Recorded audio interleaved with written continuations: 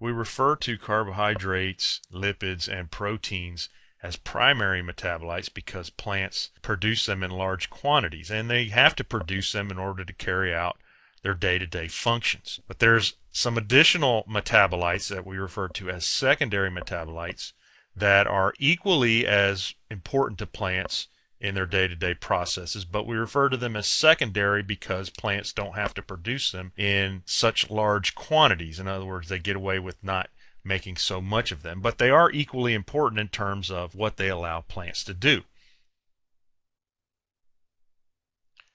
Pigments are extremely important to the process of photosynthesis, and that they are the chemicals that actually capture the light and use it to chop up water molecules, providing the oxygen that we breathe and the electrons to make sugar molecules down the road. So there are many different types of pigments. You're already familiar with several of them that are listed in your notes.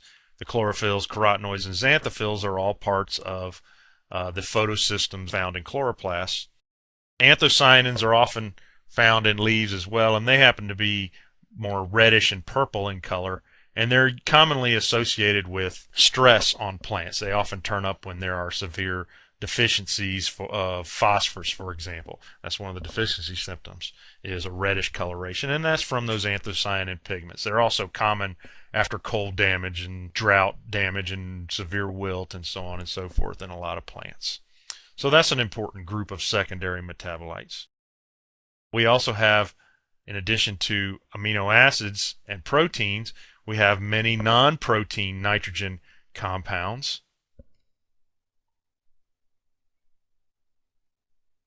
And many of these we talked about when we talked about the physiological roles of nitrogen in plants. And high on that list would be DNA and RNA, both of which contain nitrogen bases in their structure. They also include a rather large group of compounds that are called alkaloids. These alkaloids, along with some other secondary metabolites that we'll talk about in some detail here in a minute, are usually going to serve the plant in some form of defense mechanism. And let's elaborate on that. So let's look at the alkaloids.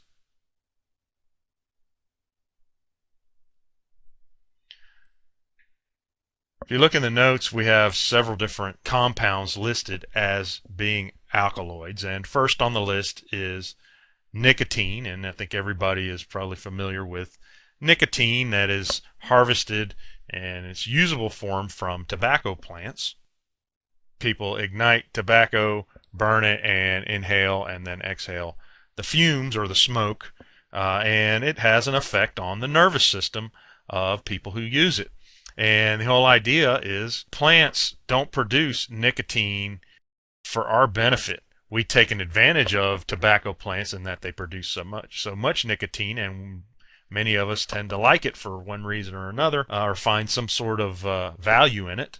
And so we cultivate it intentionally to use the nicotine out of it. Now, the plant doesn't grow the nicotine for our benefit. What they grow the nicotine for is a defense mechanism. It has an effect on the nervous system of animals, and among animals are included insects, many of which can be problems for plants, including tobacco plants.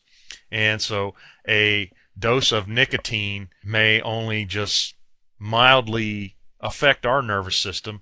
A dose of nicotine to an animal with such a small body mass as a caterpillar, for example, may be lethal. It may actually paralyze that insect. So many of the remaining chemicals we're going to be talking about in this module here have a similar effect, and they would include cocaine, which is harvested from coca leaves, and this is what that looks like growing in the plant form.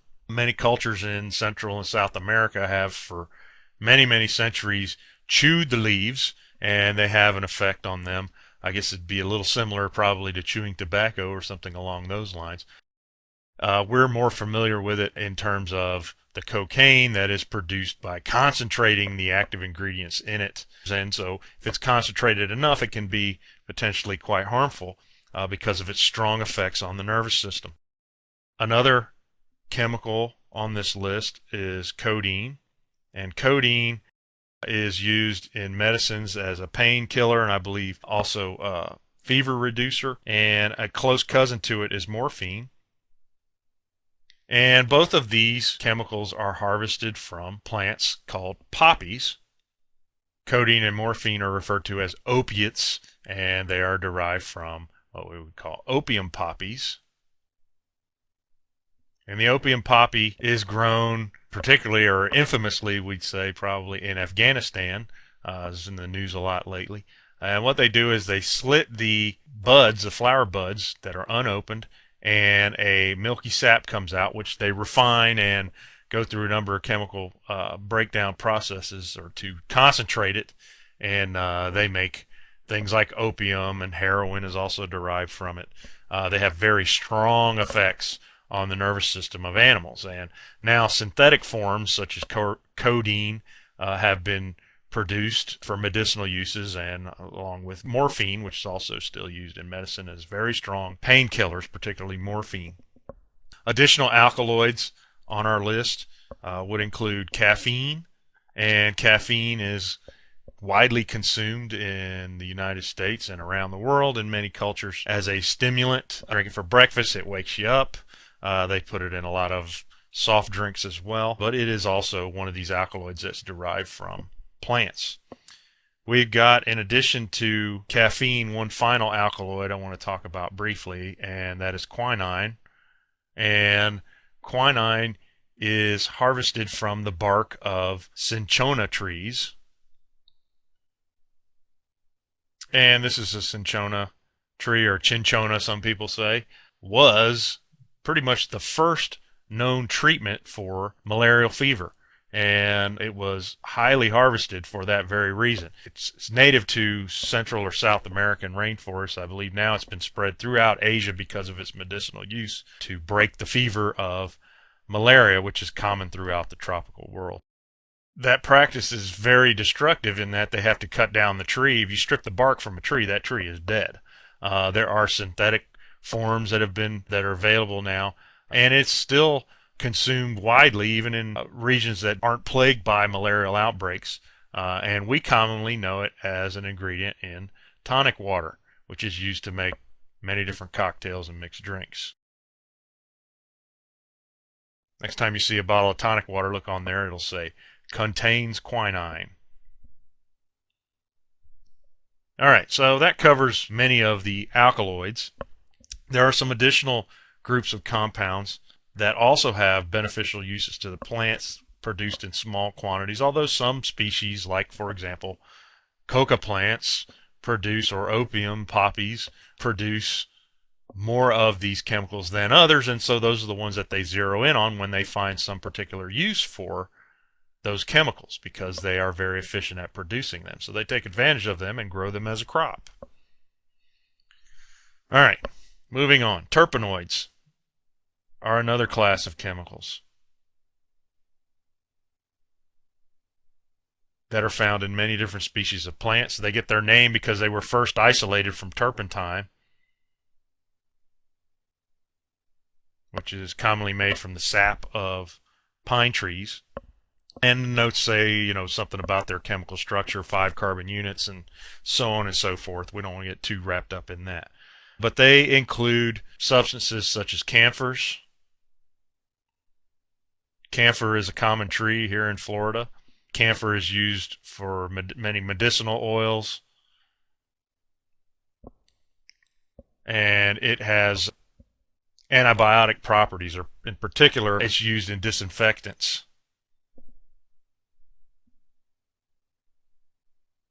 You may have heard of a product, I'm not endorsing it, but there's a product out there that when I was a kid they used to put on our mosquito bites or bee stings or something like that. It was called Campho-Phenique, and it was mainly camphor oil. Menthol is a naturally occurring plant chemical.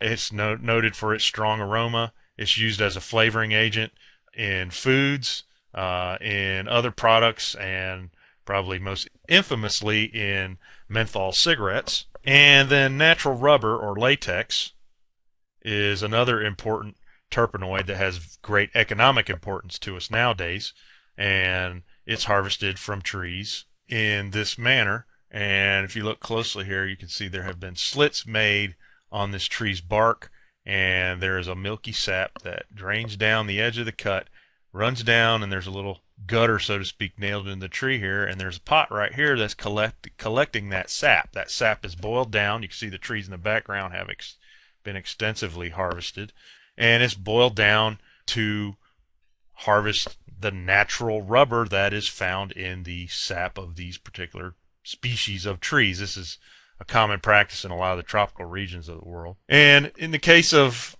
what the plant gets out of producing something like this, well, this sap, as I just said, when you evaporate the water out of it, it turns into what we would refer to as rubber. It's very sticky, almost glue-like. And if you think about an insect that is trying to eat this tree or eat portions of this tree, particularly insects that have what are known as chewing type mouth parts, that have a lot of little raspy parts of their mouth that scrape, let's say, the upper epidermis off of the leaves so they can eat the cells underneath, substance like this would gum up their mouth parts and render them unable to feed on the tree anymore. And so once again, these plants aren't producing these for our benefit. We've managed to adapt them for our use for many different things, but 9 times out of 10, the chemicals were originally produced by the tree as a defense mechanism, and we're just taking advantage of them. And that would include several examples of this last group as well, which are referred to as phenolic compounds, which are another type of secondary metabolite. And it would include substances such as lignin, which I've mentioned before is predominantly found in the ray type fibers in woody plants, and so we use it as a construction material ourselves.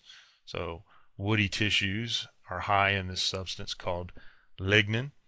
And it also includes a chemical known as tetrahydrocannabinol, which is used by many cultures and many people, whether legally or illegally, depends on what part of the world you're in, and is better known or consumed in the form of marijuana. That's the active ingredient of marijuana that produces the so-called high. And finally, in this group, we have salicin, which is also referred to as salicylic acid. Let me spell this right. I believe that's correct. And it's harvested from the bark of willow trees. And here's a photo of at least a twig of a willow tree. Willows are found through a lot of the temperate regions of North America, or also into Europe, I believe, as well.